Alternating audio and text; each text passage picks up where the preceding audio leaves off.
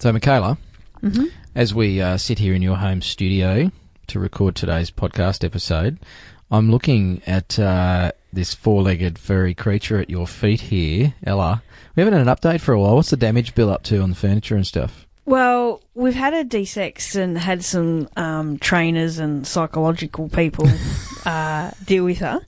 And she's been good. She hasn't chewed much lately, just Duncan's work socks for some reason. Yeah, right. Because he'd love that. But the funny thing is she has to be in our studio because she barks too much if she's not in with me. I can see why. She's getting lots of attention from you. And she's giving me this look like, I know you. You're the guy that said I should go back to the pound. That's right, Ella. I think that's why she barks at me when I turn up here. Yes, I even gave her a bone and everything to lock in the bathroom while we recorded, but that still didn't work. She wanted to tear down the door. So she's won, and she's now sitting next to me here in the studio, because that's what she does all day. She's sitting here with me. Mm-hmm. So, yes. Don't look at me like that. Yes, Those puppy dog eyes. He wanted to kill you. I did not. I just suggested that you should find a new home for her. Welcome to the Tradies Business Show, helping you get off the tools and into true business ownership, so you can spend more time doing the things that matter most. Now, here are your hosts, Warwick Bidwell and Michaela Clark. So, as Ellis continues to stare at me, go on the podcast. Oh, she licked. She licked the microphone. That's even better. So guest cameo appearance by Ella the dog. But yeah, look, today's episode's been a long time coming. We've had a couple of failed attempts at getting Jorgen on the show. He's a busy man. So our guest today is Jorgen Gullestrup. I definitely didn't say that very well, and you'll actually hear Jorgen Points for pronounce trying. his name Points properly. for trying. But Jorgen is heads up an organisation called Mates in Construction, which is a charity. But rather than just raise money for a cause, what they do is actually work with people in construction trades around the issue of suicide and mental health. So, unfortunately, it's a very big issue, not just in Australia, but obviously an Australian organisation based up here in Queensland. Big problem. Mates in Construction are doing a heck of a lot of work around this, and they've got some great results with the programs that they've rolled out. And I think it's an issue that not just suicide, but mental health in general has so much stigma around it, and people seem reluctant to have conversations about it. So we thought it was important that we had a conversation about this on the Tradies Business Show. You know, our podcast goes out to thousands of tradies all around the country. So I think, everybody needs to listen to this, whether you're a tradie or a tradie wife, or just working for another trade business. I think it's important that all of us get upskilled in actually supporting our fellow man and woman. Yeah, and I found this interview really interesting to help me get insight into how my husband works and what he needs when he's down. And, I've realised that the things I was trying to do was exactly what I shouldn't have been doing. So I think there's some great advice in here, as well as how to get some more help. Absolutely. So joining us today on the Tradies Business Show is Jorgen, and I'm not even going to try and pronounce your last name, Jorgen, from Mates in Construction. Welcome to the Tradies Business Show, mate. Thank you. So, what is that last name? It's Gullestrup, Jorgen Gullestrup. I'm glad I didn't try that one, mate. There wouldn't be too many Australians that could get that one right. John Smith will do. John Smith. So Jorgen, you're head of Mates in Construction, and for the listeners that don't know, well, who you are personally, and also who Mates in Construction are and what they do, can you give us a bit of background and tell us a bit about yourself and about your organisation? Yeah, of course. It's Jorgen Gullestrup, and some of your listeners might by now have worked out that I wasn't born in Australia. So I was born in Denmark, and I moved to Australia in 1988. And a big part of why I moved was that I was sort of trying to get a restart. I had a period of not so good mental health for a period of time before that. So I've been in Australia since 1988. I'm a plumber by trade, and worked on a number of different sites. And I suppose I did the things that us migrants do very well. Is I sort of saw all the things that could be different and could be just like the place I decided to leave. And so I was sort of quite critical of things. And the natural progression for me was to become a union official. Of course. And I was a union official with the Plumbers Union for about 13 years. And but through that period, we lost several of our members to suicide, and each time it happened, I sort of came to the realization that it was only really a matter of coincidence that I wasn't part of the statistic, and it just seemed so meaningless when you went and saw the family of somebody who died by suicide and tried to help them out with the various industry benefits that was available to them. It would just be much better if we could do something before the fact. So not only me, but other people within the industry, a number of people in the industry started to say that we actually needed to look into to suicide and mental health within the construction industry long before anyone else was really doing it. And we had some research done back in about, it was handed down about 2006 that looked at suicide rates, and it sort of showed what we all really knew anecdotally anyway, was that suicide rates were very high in our industry, far higher than amongst other men in Queensland and in Australia. And particularly our young workers were at risk. So that's sort of the background to what we are doing and why I'm doing it. And at that time, I decided that it was probably time for me to have a midlife crisis. So I quit my job and was going to go backpacking through Europe and Asia. But at that time, the report on suicide had been handed down, and there was some people in the industry saying, well, it's sort of been one of the things you've been talking about. Maybe you should put your money where your mouth is, and come and help us put it together. So that's how I got involved in it. So, Jorgen, you mentioned you had not so good mental health. I know it's a very personal thing to talk about, but could you expand on that a little for us, man? I mean, what did that look like for you? What did it look like for me? It looked like a period between when I was probably 16, 17 and 23. Where I can't actually remember much from that period because it's just a dark hole. But I just had a 6 years or something like that where it was like living behind a plate of glass, and I couldn't engage with people around me, and I felt I was a burden to everyone, and I was a fraud, and all those kind of negative feelings that you can have, and that at times that people would probably be better off if it wasn't there. So I was on all sorts of medications as they did and as they do, and some of it was very good and some of it wasn't very helpful. And at the end of it, I just came to the conclusion that if things was going to change, I probably had to be part of the solution as well. And that's when I decided to try to go to Australia with my wife at the time, to sort of try to reinvent myself as a well person rather than a sick person, because I've had all those years where every conversation started with how are you going, and with a bit of a, that sort of, I sort of become my illness rather than the illness was part of who I was. So that's sort of where it came from. So I certainly went through a period where, and I had a suicide attempt as well, and things like that. And one of the things that struck me today was when I did have my suicide attempt and I was admitted to the emergency department. The doctor there was very supportive of me. So he said, I'm not going to admit you to a psych ward. I'm going to admit you to a general ward, so it's not on your record.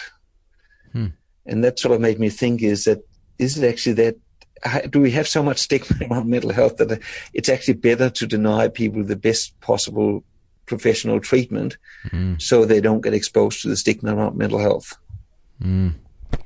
And so why do you think it is so hard, and particularly for, you mentioned that young workers are at most at risk. Why do you feel that is particularly those young ones? I think it's probably hard for all of us because mental health and depression doesn't discriminate. 1 in 5 of us are likely to experience a diagnosable mental health condition over a 12-month period, and more than half of us will experience it over a lifetime. But why it can become quite dangerous, particularly for young men, when they get depressed, is that we are very solution focused. We're problem solvers, and you go through all of those kind of things. And particularly if you go through it yourself and you don't get any help with it, it's not that hard to be very one-tracked about what the solutions are, where sort of suicide can become one of those things that could be a solution. And maybe in our industry, when we look at the literature, the strongest mitigating factor, the strongest protective factor against suicide is what we call connectedness. So if we are connected to a purpose of some kind, and that might be, a really good family, it might be sport, it might be a church, it might be all sorts of things where we're really strongly connected with a purpose, we're much less likely to die by suicide. So when we look at young men in our industry, we work an awful long hours. We are, often 6 days and sometimes even 7 days a week when the work is on.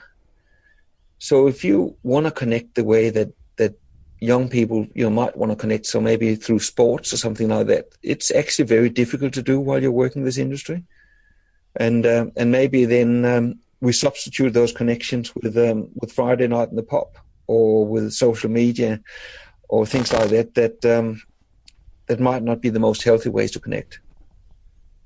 Yeah, it's and I have had my own experience with mental health issues as a young guy, about similar age to you, Jorgen, and had my own brush with suicide. But people have asked me since then, what stopped me? Yes. And for me, it was exactly that. You talk about that feeling of connectedness. I thought about, my family, my parents, and I thought about some of the people that were in my life and some of the I guess, activities that I wanted to experience, but I hadn't yet. And, those thoughts actually turned me away from that attempt. So, I guess that time thing is hard, and that's a real cultural thing with the construction industry and a number of other industries, not just in Australia, but around the world. How do you guys actually go about shifting that and changing that isolation that people feel? One of the things that we thought about early in the piece when we developed the program, and we looked around what people were saying about this topic and the questions at the time, and this was back in 2007. And no matter where we looked, people was quite hopeless when it came to preventing suicide in men, because men are genuinely not very good help seekers. So all the discussion was about how do we improve help seeking in men, and what can we do to improve help seeking in men. And when we then looked at it, I said, well, actually, if we're not very good at it, then focusing and asking us to do it is really setting ourselves up for failure. We're actually playing into our weakness. So we then said, what is our strength? And one of the things that we talked about earlier was that men are very solution focused, very problem solving focused. And while we might not be very good at asking for help, it's actually a very deeply embedded part of our culture that we should always offer help. That you should stand up for your mate and you should help your mate out, and all those kind of things. So when it says how are we actually going to change this culture, so we're not going to play to our weakness, we're actually going to play to our strength. So we designed our program not around help seeking, but around help offering. So if we could actually get construction workers just like me to be prepared to go to somebody and say, mate, you don't look like things are all right. Well, what's up? We actually thought we could change things. And the history with the program have shown that is absolutely true.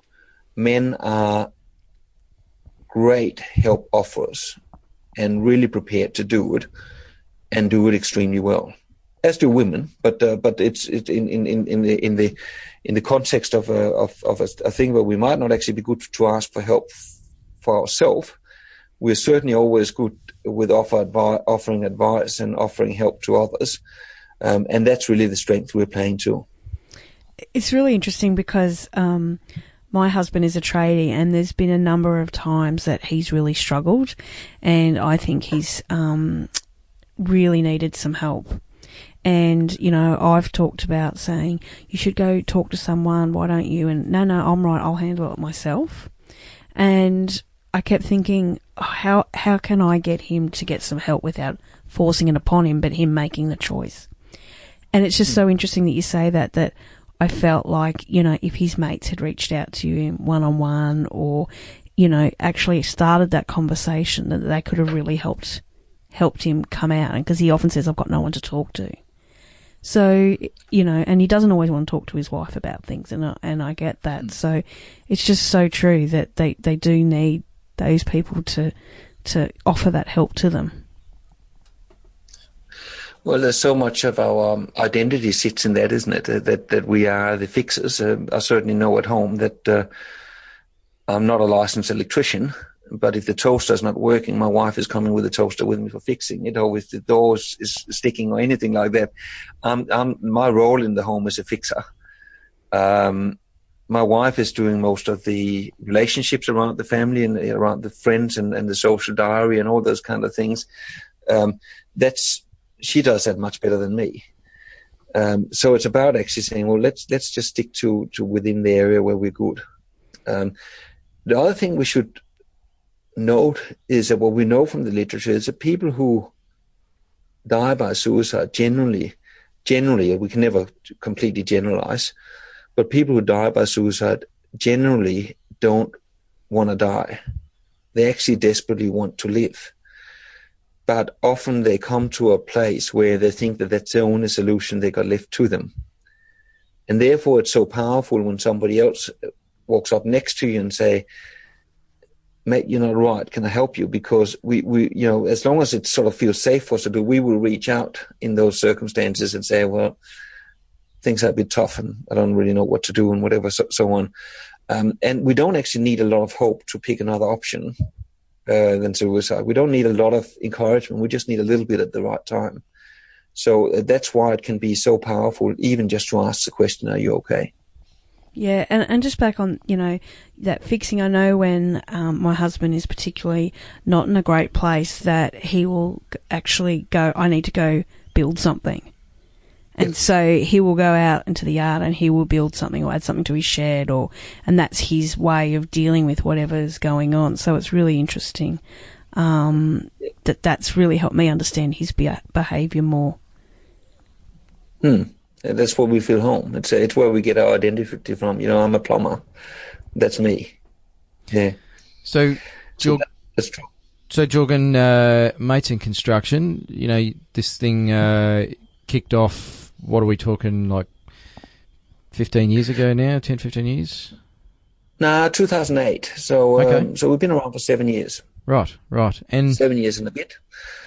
And in that time, what's been the journey for the organisation itself, and can you give us a sense of, I suppose, how many people you work with and how you do that? How do you actually get out there and interrupt some of these trends and actually help construction workers? We started in Queensland in 2008. The project started 2007, but Mates in Construction started in 2008, and we've expanded to New South Wales, South Australia, and Western Australia since then. Currently, we have just over 100,000 workers in the program nationally, and about 55,000 of them are in Queensland. And we have a network of about 9,000 volunteers. and they're volunteer connectors. And how the Mates in Construction program works is that we go to a site or workplace. It can be a large workplace, it can be a small workplace. But we go in and we have about an hour's conversation with everybody in that workplace, including the receptionist, including the manager and the tradies and the employee and the apprentices. And we have a 1 hour talk about suicide as a preventable problem we have in our industry. It's a very tangible thing we can actually do something about. It's all about mental health, but suicide is actually the problem we can solve. We then talk about what it looks like when one of your mates is struggling and how we might pick it up when somebody's not doing too well, and then what we can do about it. And at the end of that session, we then ask people to volunteer if they want to be part of Mates in Construction as a volunteer. And we normally get sort of 20 to 30% of people volunteering to become what we call connectors. And as a connector, as a mate who can keep you safe while connecting you to help. So when we do the general awareness training, everybody gets a white sticker, and we put that in the hard hat that says we are in the Mates in Construction program. And when you're a connector, you get a green sticker. So when you, with a white sticker, see that one of your mates might be struggling a bit, and you might ask if things are okay, and you say, oh, well, things are sort of a bit average at the moment. All you really have to do is find a guy with a green sticker, because they would have the training about what to do next. And if we can get about 1 in 20 of people on site trained as connectors, then there's a fair chance that you will find one when you need it. The connectors, we give them 4 hours worth of training, and we a little bit about how do we have conversations around mental health, how do we ask about suicide, how do we connect somebody up to help when they're struggling, motivate them to get help. And then finally, we have people who we call assist workers. So that's people who participate in a 2-day workshop, who can intervene when somebody is suicidal and make sure that they're safe until they can get the professional help that might assist them. So we can compare it to physical first aid. If I cut my finger, the first aid officer will look at it and say, do you need stitches or not? No, I'll put a bit of a bandage on it and things are good. If I have a heart attack on the site, the builder's labourer would come and give me CPR, and I'll trust him do that. But I'll prefer if he didn't do the open heart surgery. I'll probably prefer that a qualified person did that. But if he didn't give me that CPR, I wouldn't make it. And suicide intervention and suicide first aid is very much the same thing. If we don't intervene at the right time, we might actually not get a chance to give people the help they need, because suicidal thoughts can be deadly. We then support that network. Once we've done that on site, that program belongs to them. They can do with that what they want to. They can say, we tick the boxes, everything is good. But most sites actually get quite enthusiastic about saying, well, mental health is actually something that is quite important to us, and they do amazing and fantastic things around awareness and barbecues and different things to start changing the culture on our site. We have field officers that will go out on those sites and support the companies and the workers who joined the program, and we have case managers so that when somebody might be suicidal, a connector picks it up, and an assist worker might have a talk to them, make sure that they are safe. But of course, they didn't get there for no reason. So we have a case man say, what got you to that place, and how can we actually take all those rocks off your back sort of one by one and just break the issues up in manageable chunks we can deal with and connect people up to the help they need. And then we also operate a 24/7 helpline, and where anyone who are struggling with any connection to the construction industry can call 24/7 and get help here now.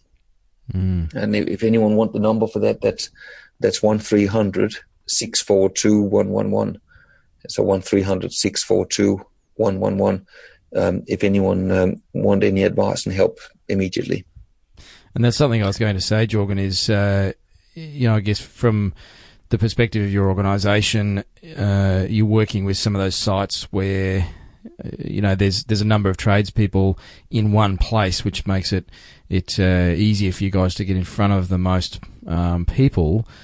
But I suppose a lot of our listeners are, self-employed, probably working on their own, working crazy long hours as business owners in the trades, and quite often they're not going to be on sites like that to be exposed to mates in construction. And obviously there's that helpline that you guys have set up that they could access. But are there some tips that you have, or some words of advice for somebody listening if they might be going through a tough time, or they've been through a tough time, and they sort of, they still have that aspect of isolation? I mean, what can they do for themselves to perhaps prevent getting that far down the track with their mental health? Well, the earlier we deal with issues, the more likely we are to resolve them. Unfortunately, that's easier said than done for us as men.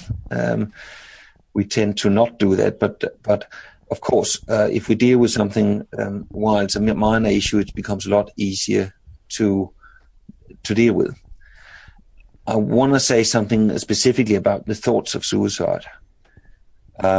Thoughts of suicide are actually quite common. When people have been surveyed and asked, can you remember having thought about suicide over the last 12 months? Roughly 1 in 20 will be able to recall having had a thought of suicide. So that's actually quite common. It's less rare, it's less common that people act on their thoughts of suicide, and it is even less common that people die from suicide, luckily. But it's really important to think of that thought. The best analogy to that thought of suicide is like an oil lamp in your car. You wish it doesn't go off, but if it goes off, it's actually a good thing because it gives you some choices. You can actually stop the car, and you can get it serviced, you can top up the oil, you can do all those kind of things. You actually got some choices to deal with it. Because if you don't, you know that sooner or later the engine is gonna blow up. And thoughts of suicide are actually very similar to that. It doesn't say that you're going to act on it or anything like that, but it is a very clear sign that you need to have a look at your life and you need to do something about it. But I think in the context of what we're talking about here, it's probably even more important than that for the rest of us to be aware of what it might look like when somebody's not doing too well. Because if we as men are not very good at seeking help, and really when you think about it, is that there's all those kind of stigma attached to help seeking, about being weak and being not being able to manage your life and all those kind of things. So if you're really struggling and really feeling down, actually asking for help can be quite difficult, even harder than for the rest of us. Yeah. So it's really powerful. It's actually, it's probably, when it comes to taking that sort of risk, it's probably better for the rest of us, which are doing quite well, to take that risk and asking, are you okay? So the things that we really need to keep an eye out for is if somebody we know have had some sort of loss, a loss that is significant to them, and that could be a very wide range of a loss. For some people, losing a pet. Other people can lose a family member and deal quite well with it, but for some even losing a pet, or losing a business, or losing a job, or losing face, or any of those kind of things. When that happens, it's probably a good idea just to keep a bit of an eye on people. If we know that about somebody, just keep a bit of an eye on behavior. And if we start seeing changes in behavior, either negatively or positively, like somebody could be aggressive or start drinking or drugging more, or being a bit more careless, and it's probably just worthwhile just keep an eye on and see is things all right. And but it could also be positive that suddenly somebody is putting their affairs in order and everything like that. So when we see that, we just keep a note, and if we get that gut feeling that not all is right, it's really important that we actually take the chance and we ask the question, are you okay? Because for us, the worst thing that could happen is a bit of embarrassment and maybe an awkward laugh. I said, no, everything's all right. I was just a bit tired. I got to bed late last night. So the worst thing that could happen is a bit of awkwardness and a bit of silence. But if we don't ask, the worst that could happen is somebody could die. And if I have to weigh up the risk of embarrassment against the risk of losing a mate, I would actually prefer the embarrassment. I feel like part of the problem, and you've sort of spoken to this already, Jorgen, is that many of us just don't know what to do or say. Like if I ask a mate, hey, are you okay? And he says, no, I'm not. Then I'm thinking, holy crap, what do I do now? How do I talk to him, you know? So, and I think we have a lot of wives and spouses, female partners of tradies that listen to the show as well. I suspect that they're listening to this episode thinking, yeah, that's all well and good, but what do I say? Like, what if my husband starts, like, he cries or he says, no, I'm not okay and I can't handle it anymore? I mean, that's what you're talking about, is we need to equip the support people.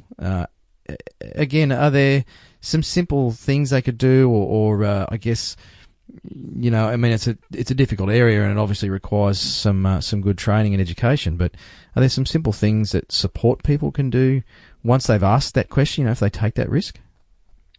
Yes, absolutely. And I think it's you're totally right. And part of that problem is that also that when we are really uncomfortable about asking, it's very hard not to let that on. And if somebody already feels that they're burdened to everybody else and disconnected and feeling down, then they wouldn't really want to burden you extra by saying yes. So the risk is that if that becomes too obvious that we are really uncomfortable and it's really inconvenient for me if you say yes, then chances are that people might out of pure consideration for us, lie to us. So that's an important thing. So therefore, it's really important that we know what to do. And this is why we have connectors in the workplace, because if I'm a wide sticker guy and I ask, I actually know that it's no harder than saying, oh, gee, we better go and get some extra help here. You know, this is a little bit above us. We better get some extra help. And we get a connector in. And they would then be equipped to do the next. So one of the tips is let's ask in a way that we actually making it clear that that we are prepared for a good for an honest answer. So when we ask the question, we ask it in a way that makes it as easy as possible for people to say yes. So if I say to you, well, you're not thinking about suicide, are you? I'm almost saying to you, I would actually prefer if you said no. Yeah. Please say no. Or you're not thinking about doing something stupid, and I'm not going to admit to doing something stupid, all those kind of things. So it's just a little bit about thinking that in the way we ask, we actually flag our own uncomfortableness in asking the question. The next thing is that when somebody tells us that they're struggling, what people often really need is actually to tell their story as opposed to hearing your solution. And that's probably the hardest thing for us because that's what we do. You give me a problem, I'll give you a solution. That's how we work. So when people start telling us their problems, we would often almost instantly go into fixing mode and say, well, you should have left a long time ago and all that sort of stuff. It's not that bad, blah, blah, blah.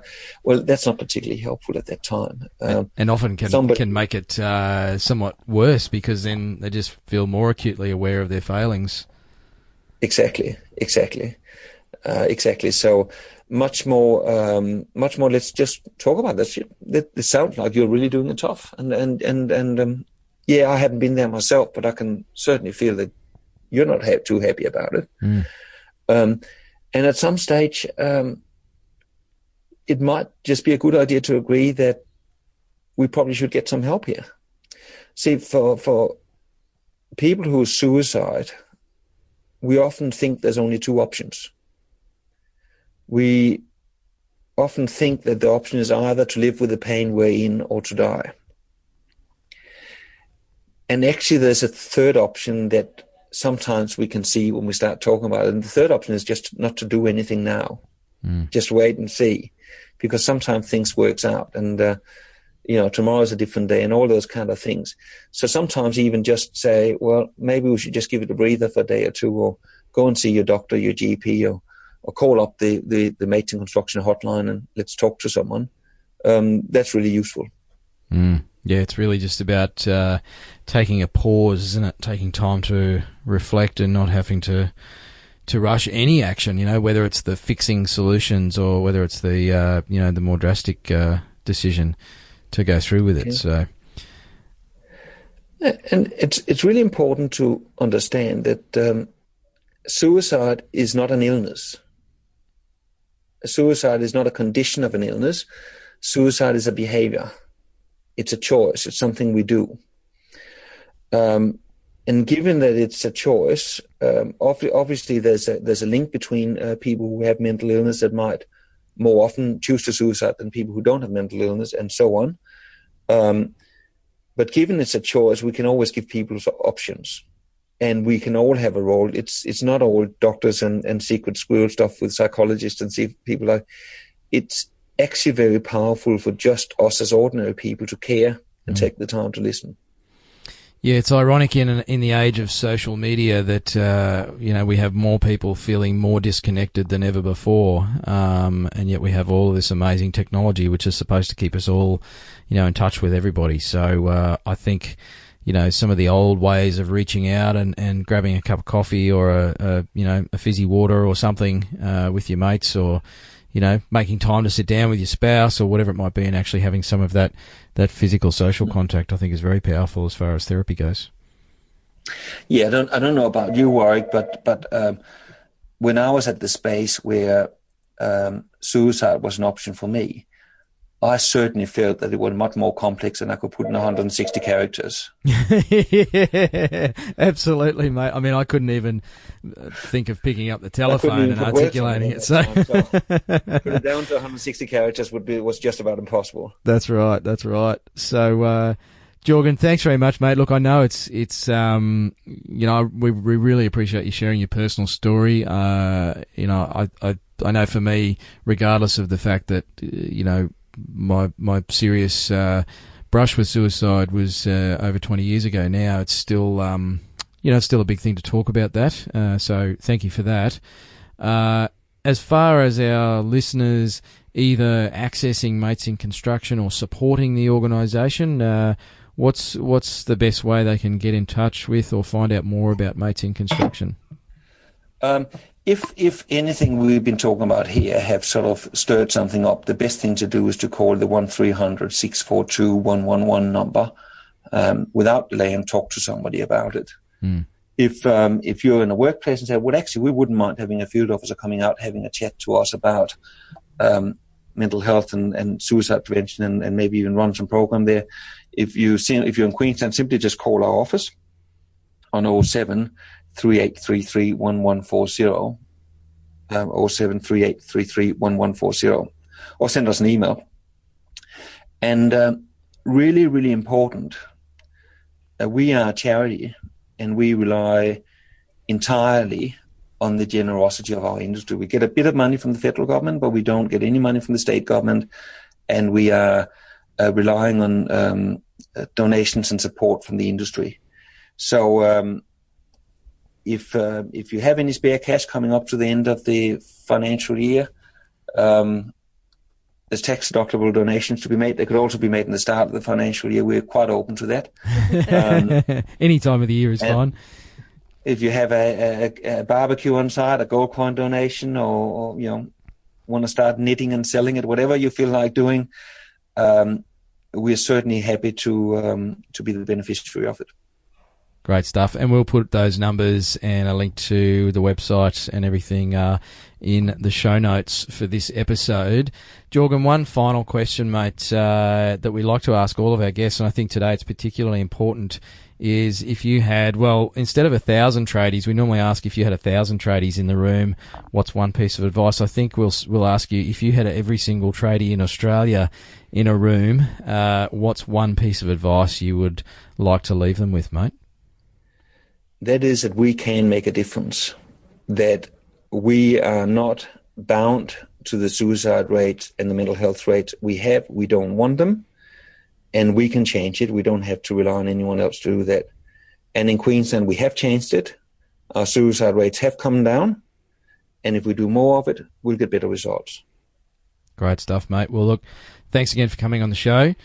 And, we'll put the links in the show notes. And it's definitely something worth getting behind. And look, if you are listening to this and you're feeling not okay, it is okay to reach out, isn't it, Michaela? It is. And the listeners know my husband never listens to the show, so maybe there's one episode I can get him to listen to. It'll be this one. That's right. Thanks again, Jorgen. Thank you. So, again, hopefully you got some information out of that interview, and please go to our website, or Mates in Construction website, if you want to get some more information or need some help. And we will have the links on our website, which is tradiesbusinessshow.com, and you can subscribe to get all our episodes there. Absolutely. Until next week, take care of yourselves, be kind, and we'll talk to you soon. Bye. Bye. You've been listening to the Tradies Business Show with Warwick Bidwell and Michaela Clark. Want to get off the tools and into true business ownership? Find out how at tradiesbusinessshow.com.